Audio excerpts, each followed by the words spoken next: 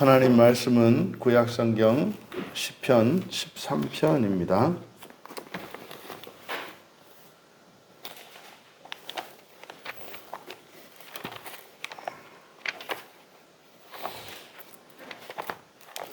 우리 같이 한 목소리로 함께 읽겠습니다. 여호와여, 어느 때까지니까 나를 영원히 잊으시나이까?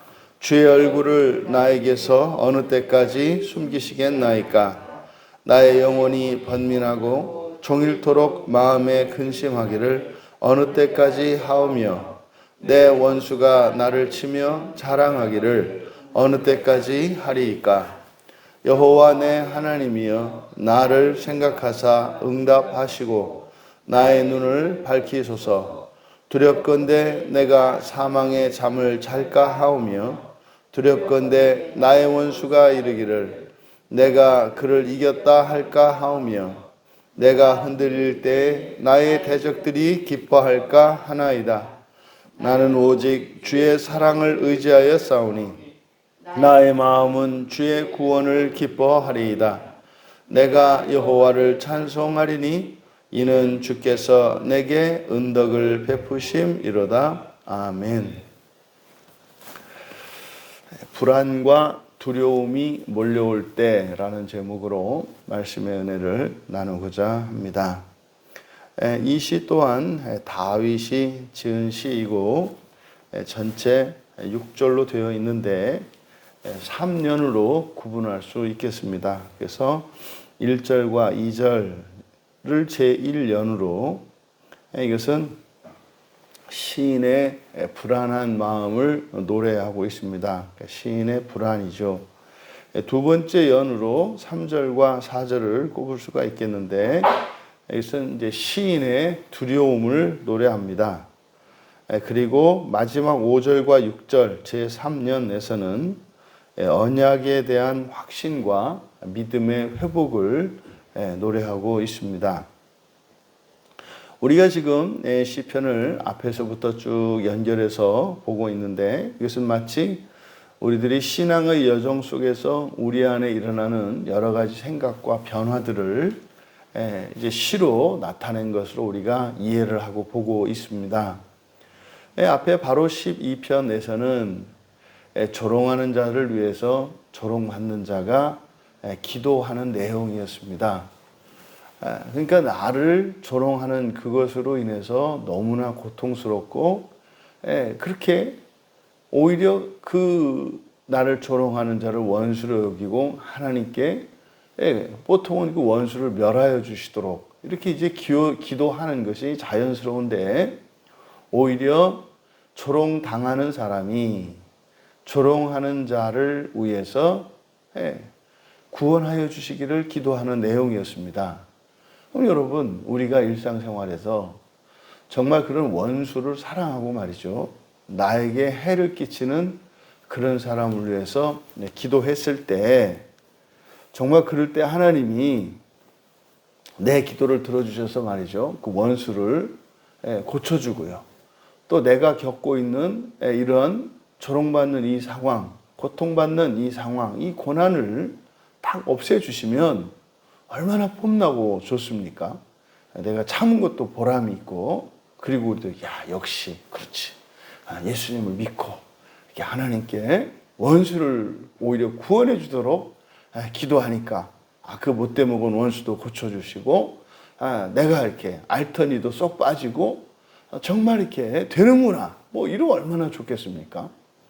그러면은 정말 예수를 믿고 그때부터 사람들이 인생관도 달라질 것이고 살아가는 방법도 달라질 것이고, 그렇구나, 역시 예수 믿고 살아가는 게 이런 거구나, 이렇게 하면 되는 거구나, 뭐 이러면 얼마나 좋겠습니까?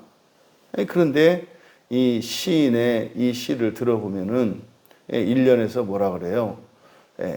어느 때까지니까, 이게 언제까지 이런 뜻이죠. 언제까지 저를 영원히 잊으실 겁니까? 그러니까 잊으신 것처럼 한다는 거죠. 또 언제까지 당신의 얼굴을 제게서 숨기겠습니까?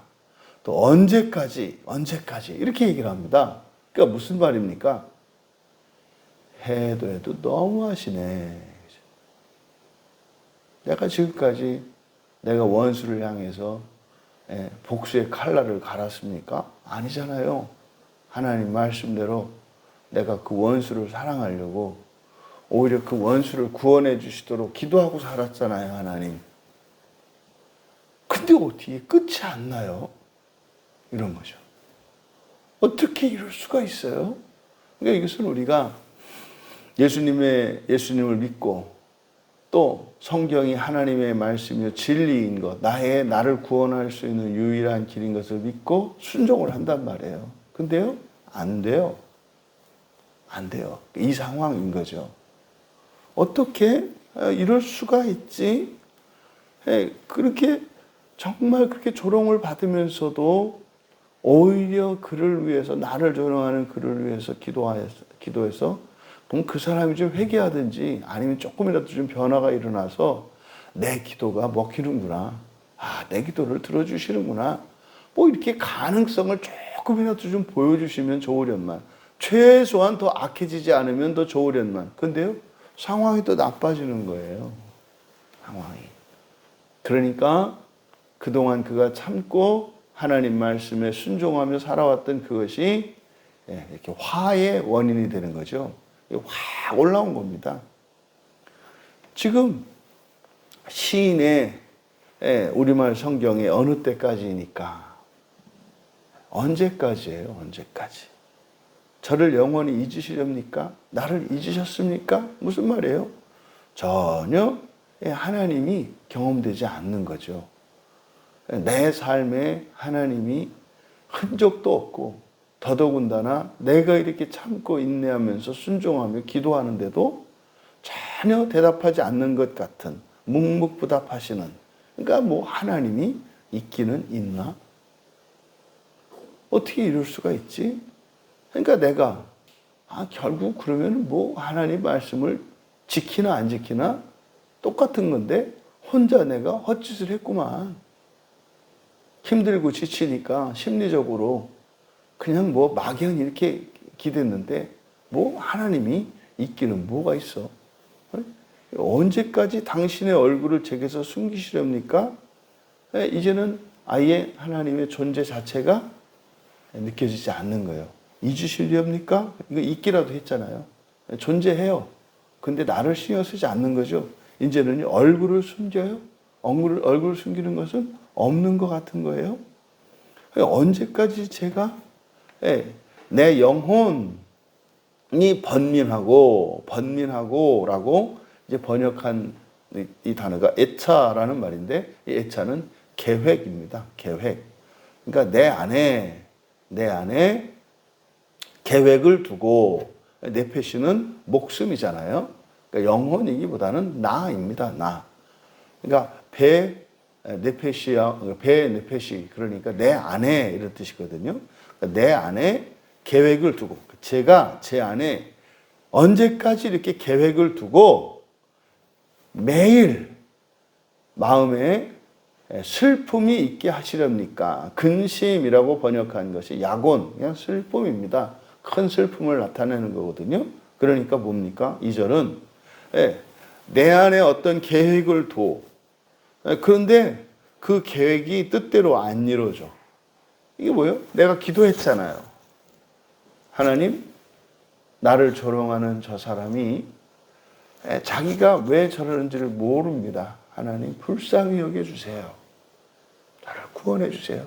저도 옛날에 모르고 저럴 때 있었는데, 하나님, 저 사람이 모르고 죄를 짓고 있습니다. 당신께서 저를 긍휼히 여겨주시고 구원해 주십시오. 내가 저 사람에게 받는 이 고통을 오히려 저 사람이 받아야 할 그 고통을 제가 대신 받겠사오니 하나님 이 고난과 고통으로 저 사람의 죄를 돌리지 마시고 용서해 주십시오. 예수님이 그런 것처럼 그렇게 기도한 거죠. 그때 마음속으로 어떤 생각과 기대가 있지 않아요? 믿음이 있고 소망이 있잖아요. 그렇게 하면요, 될 거라는 생각. 이게 애차입니다. 번민하고라고 하는 것이. 이렇게 하면 되겠지. 이렇게 하면 되겠지. 그런데요, 그게 기쁨으로 변하는 것이 아니라 뭐예요? 근심, 큰 슬픔으로 변한다는 거예요. 해도 안 되는 거죠. 이것이 지금 1절의 시인의 마음입니다. 그러면 여러분, 어떤 일이 일어납니까? 그동안 내가 참고 하나님의 말씀에 순종하고 예배하고 이렇게 살았던 이것이 억울한 게 되잖아요. 억울한 게 되잖아요. 내가 헛짓한 게 되잖아요. 그러면요, 이거 공정하지가 않아요. 최소한 하나님은 그러시면 안 되죠. 응? 이 세상이야 죄로 인해서 저주 가운데 있기 때문에 땀 흘려 수고해도 돈을 벌기는 고사하고 오히려 망하는 일이 일어난다고 쳐. 그거야 세상에 죄가 있어서 저주를 받았기 때문에 그렇다고 쳐. 그런데 하나님은 그러면 안 되죠. 하나님은 그러면 안 되죠. 그러면은요, 하나님이 판단의 대상이 되는 거잖아요. 정의감이 솟구쳐 올라요. 그럼 이거는 부당한 상황인 거예요. 우리가 이렇게 하나님의 말씀에 순종하며 선한 일을 하다 보면은 언제까지 이런 푸념이 나올 때가 있어요. 이게 사실은 불안감이잖아요. 이게 맞나? 이렇게 하면 되나? 아니지 않나? 그게 세계대전이 일어날 때 큰 전쟁이 있고 나면 전쟁 뒤에는 이렇게 예수님을 믿고 하나님 앞에 돌아오는 사람들이 있는 반면에 또 한편으로는 잘 믿던 사람들이 신앙을 버리고 떠나가는 일들이 일어나요. 대표적인 문학가요 철학자가 니체라는 사람 아닙니까? 목사의 아들로 태어나서 모태신앙으로 하나님을 믿고 살아왔는데 그 전쟁을 치르면서 또 세상에 일어나는 이런 온갖 악한 일들을 보면서 과연 하나님이 있나? 그러니까 그냥 만들어낸 거 아닌가? 그러니까요, 이런 하나님이라면 죽은 거죠. 니체가 신은 죽었다라고 하는 선언은 신의 존재를 부인한 것이 아니라 지금 이 다윗이 노래한 이 시의 1절에 있는 내용과 같은 거예요. 1절과 2절에 있는 이 내용. 이것이 니체의 고백이에요. 니체는 그러세요? 신은 죽었다. 무슨 말입니까? 너희 기독교 이 교회 놈들아, 너희들이 말하는 그 신이 하나님이라면, 그딴 하나님이라면 죽었어. 더 이상 교회에서 말하는 하나님은 하나님이 아니야. 이 얘기죠. 저는 그래서 니체를 종교개혁가로 봐요. 니체는 무신론자가 아니라 니체 시대의 교회에서 이야기하는 하나님은 필요 없는 하나님이었고, 그런 하나님이라면 없는 게 나은 하나님이었다는 거예요. 그러니까 니체가 부인한 것은 하나님을 부인한 것이 아니라 당시의 교회에서 왜곡된 복음, 왜곡된 신론에 대한 거짓을 이렇게 선언한 것이지 무신론자가 아니에요. 저는 니체를 그렇게 보거든요. 오늘날도 크게 다르지 않습니다. 저는 되게 궁금하거든요. 사람들이 믿는 바를 이렇게 얘기 들으면 난 그런 하나님은 믿지 않을 것 같아요. 사람들 데려다가 앵벌이 시키고 사람들 부려먹고, 아니 일도 잘하고 힘도 않고 지치지도 않는 천사들 뒀다가 어디다 쓰시고 우리같이 연약한 사람들을 데려다가 구원한다고 살살살살 꼬드겨가지고 말이죠. 왜 인생을 피곤하게 만들고 도탄에 빠지게 만들고 하냐 말이죠. 그런 하나님은 저는 안 믿을 것 같거든요. 정말로 오늘날 너무나 적지 않은 사람들이 가지고 있는 신관은 성경에서 말하는 신관과 매우 다릅니다. 근데 지금 이 다윗이 알고 있던 그 신과는 더 이상 견딜 수가 없는, 참아줄 수 없는 그런 하나님인 거예요. 여러분, 우리들이 순종하며 선한 일이라는 게 뭡니까? 대표적인 게 믿음으로 하나님 말씀에 순종하며 살아가는 거. 이게 선한 일이에요. 선한 일은요, 나에게 도움이 되는 일이에요. 반드시 되는 거. 그런데요, 그 선한 일을 행하며 살아가다 보면 반드시 이러한 푸념이 나올 때가 있어요. 이렇게 불안에 빠지게 될 때가 있다고요. 불안할 때가 있어요. 이런 불안이 확 몰려올 때가 있어요. 그래서 이거 맞나? 이거 진짜야? 뭐 이런 때가 와요. 왜 이런 일이 일어날까요? 여러분, 우리가 왜 선한 일을 하고 있는지 그 목적과 동기를 살펴봐야 합니다. 여러분은 이 새벽에 여기 왜 나오셨어요? 여러분은 왜 성경을 믿으시고 왜 믿음으로 기도하고 하나님은 내 뜻대로가 아니라 하나님 말씀대로 살려고 왜 노력하십니까? 이게 선한 일이잖아요. 왜 신앙을 버리지 않고 신앙을 따라 살려고 하시나요? 왜 그러시죠? 여러분, 이런 선한 일의 동기와 목적은 철저히 자기 자신이라는 사실을 명심하셔야 돼요. 내가 예수를 믿고요. 내가 이 새벽을 깨워서 하나님 앞에 나와 예배를 드리고 말씀 앞에 서는 것은 나를 위한 것이고 내가 그렇게 하고 싶어서 하는 거예요. 누구한테 보이기 위함도 아니고요. 이 시인이 조롱하는 자를 위해서 기도했을 때 그거는 그 사람의 구원을 위해서 기도했습니다만 사실은 그것은 누구를 위한 기도였어요? 나를 위한 기도였어요. 기도의 내용은 나를 조롱하는 저 원수를 구원해 주십시오. 그를 위해서 기도한 것 같았습니다만은 사실은 나를 위해서 기도한 거라고요. 여러분, 우리가 선한 일을 하는 목적은 환경을 바꾸기 위함이거나 또 나에게 고통을 주는 원수를 바꾸기 위함이 아니에요. 사실은 뭡니까? 내가 그 고난 속에서, 그 조롱 속에서, 멸시천대 속에서 견디기 위함이에요. 견디기 위함이에요. 왜요? 왜 그래야 되죠? 종말의 부활을 위한 것입니다. 종말의 부활을 위한 거예요.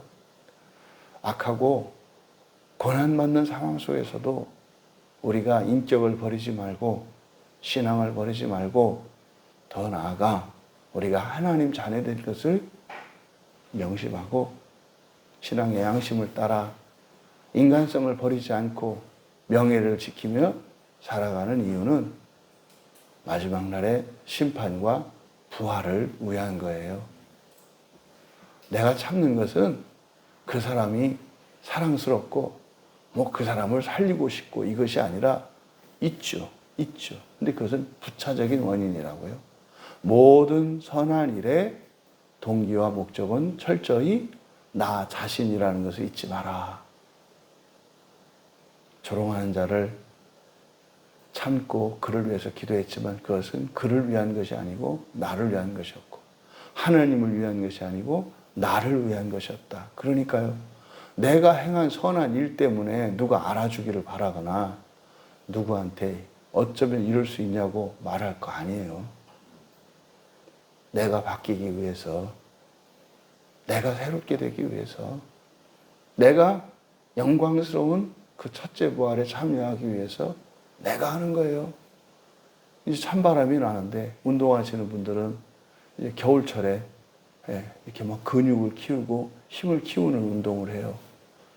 그래서 이 겨울을 잘 지내야 1년을 잘 지나갈 수가 있어요.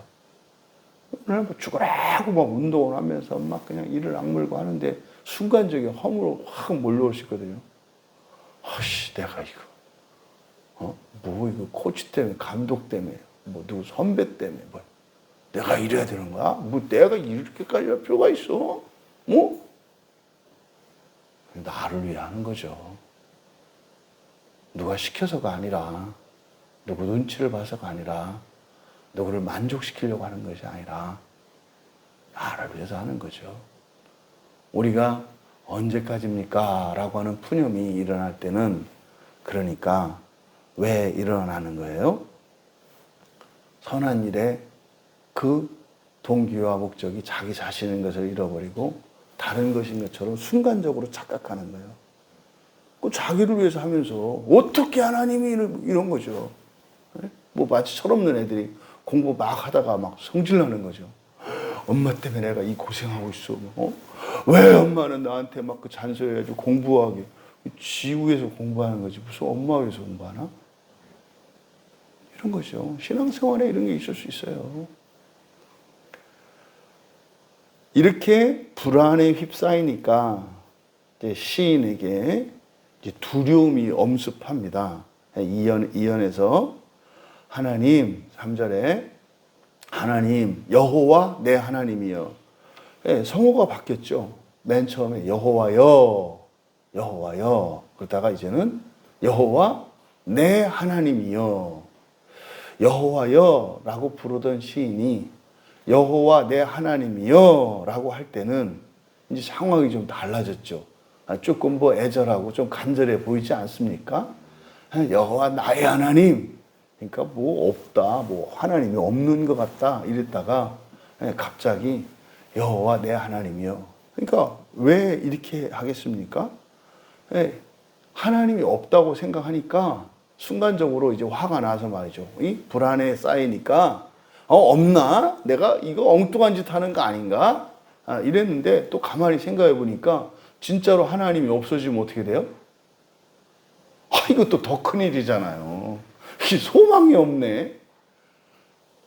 없어서 화가 나가지고 정말 눈에 눈물이 막 글썽이가지고 억울하고 분한데 또 그 하나님이 없어지고 나니까 이제 그러면 소망이 사라지네. 그러니까 두려움이 확 밀려오는 거예요. 어이쿠. 또 그러면 안 되겠구나. 안 되겠네. 하나님이 없으면. 그러니까 여호와 하나님이요. 나를 생각하사. 여기서 생각하사라고 번역된 말이 나바트인데 이건 보다입니다. 이건 번역이 적절치가 않아요. 보시고. 저를 보시고. 그리고 응답하소서. 그러니까 여기서 응답하다, 아나, 대답하는 거거든요. 그러니까 나의 이 딱한 처지를 보고 응답을 해주세요. 근데 사실은 이건 뭡니까? 조금 전까지는 나를 조롱하는 자를 위해서 기도했습니다만 사실은 그 기도가 누구를 위한 기도였어요? 나를 위한 기도였잖아요. 조롱하는 자를 구원하여 주시길 기도했습니다만 사실은 그게 나를 위한 기도였다는 것을 알게 된 거죠. 그러니까 주여 나를 보십시오. 나를 이 딱한 처지를 나를 긍휼히 주시고 응답해 주십시오. 나의 구원이잖아요. 여기서 여호와 내 하나님이여 이렇게 했을 때는 어떻게 하나님을 내 하나님이라고 할 수 있었을까? 우리가 하나님을 나의 하나님 이럴 때는 언제 그게 가능할까요? 언약이에요. 여호와가 언약의 하나님인데 그냥 여호와 하나님 그럴 때는 그냥 객관적이고 뭐 어떤 지식적인 여호와 하여. 근데는 나의 하나님은요. 하나님 나하고 계약하셨잖아요. 나하고 약속하신 하나님이시잖아요. 그러니까 나와 언약하신 하나님이시잖아요. 이게 여호와 내 하나님이죠. 그러니까 보시고 응답하십시오. 이거는 이제 하나님의 언약적 신실함을 요구하는 거예요. 하나님, 내가 곁길로 가고 내가 불순종하고 내가 하나님을 대적한다 할지라도 하나님은 하나님의 신실하심으로 이 약속을 성취시키겠다고 하셨잖아요. 그래서 하나님이 전능자라고 하셨잖아요. 이 언약을 하나님이 이루어주세요. 하나님, 저는 아무런 능도 없고 힘도 없습니다. 제가 나를 조롱하는 자를 위해서 기도할 때 내가 뭐라도 좀 있는 줄 알았어요. 그래도 내가 하나님 말씀대로 살 수 있는 줄 알았어요. 그런데요, 아무것도 없어요. 아무 힘도 없어요. 하나님이 하셔야 돼요. 하나님이 아니면 제가 할 수가 없어요. 이거죠. 나를 보세요. 하나님 아무것도 없잖아요. 힘도 없잖아요. 오직 하나님의 구원만 기다리고 있잖아요. 이어 나의 눈을 밝히소서 두렵건대 내가 사망의 잠을 잘까 하오며. 여기서 눈을 밝히다, 이 밝힌다는 게 오르가 이제 빛나다라는 거잖아요. 그래서 이게 사역형을 써가지고 제 눈을 빛나게 해주십시오 이 말이에요. 제 눈에 빛나게 해주십시오. 눈에 빛이 난다. 눈이 어두워진다. 이것은 생기를 말합니다. 사람의 생명의 빛이 꺼지면 눈이 어두워지고 흐려집니다. 그런데 생명의 빛이 강해지면, 다시 말해 생기가 충만해지면 눈이 빛납니다. 그러니까 여기서 제 눈을 빛나게 해 주십시오. 나에게 생기를 주십시오. 이런 뜻이죠. 그러니까 무엇하지 않도록, 지금 우리말 성경은 두렵건대 3절의 끝에 그리고 4절의 시작에 두렵건대라고 번역되어 있습니다만, 이 두렵건대라고 번역한 이 말이 무엇하지 않도록이라고 하는 패라는 히브리어예요. 그러니까 패를 두렵건대, 그러니까 어떤 일이 일어날까봐 두렵다 이렇게 의역을 한 거죠. 그런데 이 패라고 하는 말에 그냥 문자적인 의미는 무엇하지 않도록 이런 뜻이에요. 그러니까요, 제 눈을 빛나게 해주십시오. 그러니까 생기를 주십시오. 무하지 않도록 해서 이제 세 가지로 말을 하는데, 첫 번째, 죽음의 잠을 자지 않도록. 이제 우리 성경에는 사망의 잠을 잘까 하오며, 그러니까 두렵건대 내가 사망의 잠을 잘까 하오며, 그러니까 죽음의 잠을 자지 않도록, 죽지 않도록이죠. 죽지 않도록. 무슨 말이에요? 지금 죽을 것 같은 거예요. 이제는 기도할 힘도 없어졌어요. 이제는 죽기 직전이에요. 그러니까 주여 코에 생기를 불어넣어 주셨던 것처럼 저에게 생기를 주시옵소서. 두 번째로 제 원수가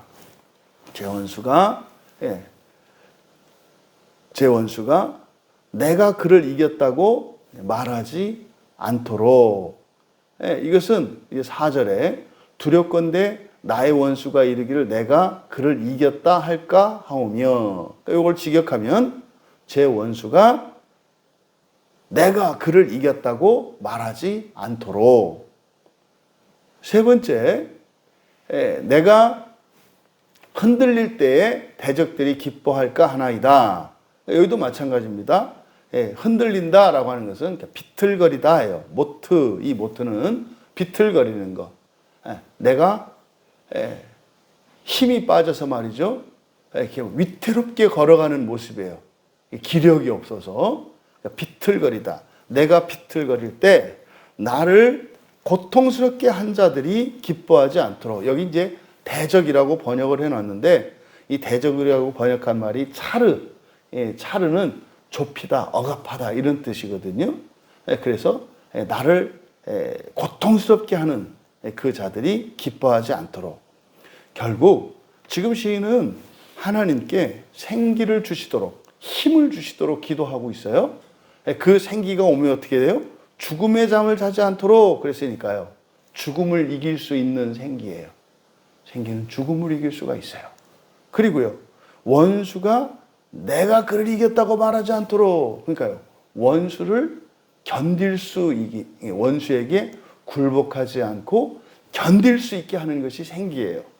그리고 세 번째로, 비틀거릴 때 고통스럽게 한 자들이 기뻐하지 않도록. 그러니까 고통스럽게 한 자들이 기뻐하지 않도록이니까 오히려요, 원수들을 부끄럽게 하는 거예요. 하나님이 주시는 생기는, 하나님이 주시는 생명은 오히려 강한 자들로 약한 자들을 두려워하게 하고 부끄럽게 하고 이기지 못하게 하고 죽이지 못하게 합니다. 이것이 시인이 생기를 구하는 거예요. 여러분, 우리가 누구로부터 조롱을 받고 이 조롱하는 원수가 문제가 아니라는 것을 깨달은 거예요. 내 생기가 연약한 것이 관건이라는 거예요. 내가 힘이 있으면 조롱을 하든 박해를 하든 멸시를 하든 뭐 죽이려고 하든 이것은 문제가 될 게 없구나. 그러니까요, 근본적인 대책은 뭐예요? 내가 모든 고난을 이길 수 있게 되면 되는 거예요. 내가 강해지면 되는 거예요. 세상을 능가할 수 있는 존재가 되면 되는 거예요. 여러분, 우리가 그래서 살면서 겪는 모든 고난은요, 우리의 본성을 변화시킬 수 있는 동기를 부여해 줍니다. 그래서요, 바로 고난을 허락하신 하나님의 그 목적은 우리가 이전보다 더 나은 존재로 변화되게 하려는 것이 고난을 허용하시는 하나님의 목적이에요. 사는 동안요, 날마다 우리는 거룩해져 가야 합니다. 우리의 본성은 끊임없이 변해가야 합니다. 그런데요, 우리의 삶이 편안하고 안주하게 되면 더 이상 우리를 변화시키고자 하는 동기부여가 안 돼요. 그냥 이대로 좋다. 그럼 여러분, 여기서 우리가 얻을 수 있는 중요한 진리가 있어요. 고난이라고 하는 것이 내가 정말 하나님의 자녀로서 예수님의 닮기까지 나를 끊임없이 쳐서 단련시키고 거룩한 삶을 추구하지 않을 때 하나님이 사용하시는 것이 비상적으로 사용하는 수단이 고난이구나. 그러면 나에게 가난이나 결핍이나 이런 고통이 없는 상황 속에서도요, 끊임없이 나를 쳐서 단련시키고 주님을 닮기 위해서 선한 고난은 뭡니까? 내가 의도적으로 만들어내는 고난이에요. 힘이 없어서 못하는 것은 뭐 악한 고난이죠. 근데 힘이 있는데도 안 하는 거죠. 그걸로 인해서 고통을 겪는 거죠. 이게 선한 고난입니다. 이러면은요, 절대적인 고난, 뭐 일어날 일이 없고요. 그런 것이 나의 삶 속에서 사라지는 거죠. 그러니까 고난은 구원을 위해 살아가는 신자들에게 필수품입니다. 근데 그 고난은 우리가 스스로 만들어서 고난을 이용할 수도 있고, 우리가 그것을 회피하면 하나님께서 은혜를 거두셔서 마귀들로 하여금 우리에게 고난을 일으킬 수 있도록 잠깐 허용하시는 거죠. 그러니까 이 고난의 목적이 무엇인지, 이 고난의 원인이 무엇인지 우리가 여기서 알 수 있는 겁니다. 그러니까요, 생기를 주십시오. 그러니까 하나님이 은혜를 주시면, 나를 변화시키시면, 내가 달라지면 되는 거구나. 예전과 다른 내가 된다면 되는 거구나. 원수가 사라지고 내 환경이 바뀌는 게 문제 해결책이 아니라, 그래서 지금까지 시인이 그렇게 불안해하고 두려움에 푹 빠졌던 이유는 뭐였어요? 나는 그대로 있고 내 주변에 있는 사람과 환경이 바뀌기를 바랬던 거죠. 아, 이거였구나. 여러분, 더 큰 적이 오면 또다시 그렇게 될 건데요. 더 어려운 상황이 오면 또다시 그렇게 될 건데요. 내가요, 능히 이길 수 있는 존재가 되면 근본적인 처방이 되는 거죠. 이걸 깨달았습니다. 그랬더니 이제 3년에서 이게 이제 언약의 확신과 믿음의 회복이에요. 그러니까 이제 갑자기 이것을 깨닫고 나니까 아하 이거였구나. 그래서요, 나는 오직 주의 사랑을 의지하였사오니 나의 마음은 주의 구원을 기뻐하리다. 그냥 쭉 읽어나가면 이 시가, 이게 말도 이 정신병자죠. 뭐 하나님이 있네 없네 뭐 이제 뭐 죽게 되었네 어쨌네 뭐 이러다가 갑자기 5절에 가서, 그러니까 여러분, 이 행간에 있는 시인의 그 기도와 탄식과 그 생각, 이런 묵상들과 그 안에 떠올랐던 많은 것들을 우리가 느껴야 되는 거잖아요. 그러니까 4절에서 5절에 이르기까지 시인은 밤새워서 어쩌면 철야 기도를 했는지 모르고 말이죠. 떼굴떼굴 굴렀는지 모르고 말이죠. 하늘을 향해서 소리도 나지 않는 침묵으로 절규하고 말라버린 눈물에서 피눈물을 흘렸을런지도 몰라요. 그리고 나서 깨달은 거잖아요. 여기서 나는 오직 주의 사랑을 의지하였사오니, 여기서 사랑을 의지하였사오니, 그러니까 이거를 그대로 직역하면 이 사랑이 헤세드거든요. 언약적 신실함이에요. 그러니까 사랑이라고 하면 안 되죠. 언약적 신실함이에요. 그러니까 저는 당신의 언약적 신실함을 믿고 사랑을 의지하다가 바타어, 이게 믿다예요. 그러니까 사랑을 의지했다. 이것을 그대로 직역해서 나는 당신의 언약적 신실함으로 믿고, 그러니까 내가 믿는 그 근거가 뭐예요? 언약적 신실함이에요. 하나님이 반드시 약속을 지켜주실 것이라고 하는 그것이 내 믿음의 근거다 이 말이에요. 그게 하나님이 시건하는 분이 아니시니까 그것이 나의 믿음의 근거라는 거예요. 그러니까 그 믿음을 신실함으로 믿고 나의 마음은 당신의 구원을 즐거워할 것입니다. 갑자기 바뀌었어요. 상황은 그대로인데. 왜요? 답을 찾았기 때문이죠. 내가 힘이 없었구나. 나에게 은혜가 없었구나. 은혜만 있으면 되는구나. 그랬더니요, 이제는 당신의 구원을 즐거워할 것입니다. 아직 안 이루어졌어요. 사람을 바꿔달라고, 환경을 바꿔달라고, 이거는 반드시 되는 기도 제목이 아니구나. 그런데 반드시 들어주시는 제목은 뭐예요? 나를 바꿔주시는 거예요. 하나님이 기뻐하시는, 이건 되는구나. 그러면은요, 더 이상은 환경적인 이런 외부로부터 오는 고통과 조롱, 멸시가 더 이상 아니, 웃긴 거죠, 애들이. 그렇게 하는 게 웃긴 게 되는 거죠. 그러니까요, 이제 시인이 그 구원을 즐거워할 수 있겠다고. 그러면 되겠네요. 이제는요, 그 언약적 신실함, 하나님의 언약적 신실함을 통해서 믿음을 회복하니까 그 두려움과 불안을 극복하게 된 거죠. 그리고 끝으로 내가 여호와를 찬송하리니, 이게 웬일입니까? 여호와를 찬송하리니 이는 주께서 내게 은덕을 베푸실 것이기 때문입니다. 나는 하나님의 구원을 노래하겠구나. 왜? 내가 지금까지 살면서 하나님이 나에게 베푸셨던 그 은덕, 도우셨던 그 일들 한결같이 하시겠구나. 그것을 깨닫게 된 겁니다. 여러분, 하나님은 모든 두려움을 극복할 수 있는 이런 새 힘과 새 생명을 공급하시는 하나님이신 것을 기억하시기 바랍니다. 우리의 마음속에 이런 불안과 두려움이 몰려올 때가 있습니다. 근데 여러분, 이런 불안과 두려움은요, 피하는 것이 아닙니다. 극복하는 겁니다. 불안한 상황을 피하고 두려운 것을 피하고 이것이 아니라 맞서는 겁니다.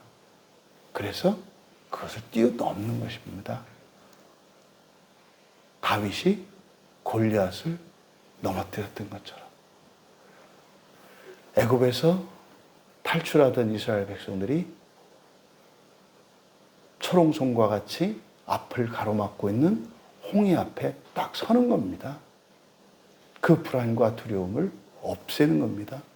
우리 인생 가운데 이런 불안과 두려움의 요소가 나타난다면 그것을 피하거나 두려워할 것이 아니라 그것을 극복할 수 있도록 하나님께 새 힘을 구하며 그렇게 날마다 우리 주 예수 그리스도를 더욱 닮아가시는, 그래서 세상이 감히 협박할 수 없고 조롱할 수 없는 우리들로 변화되어지기를 주님의 이름으로 축복합니다.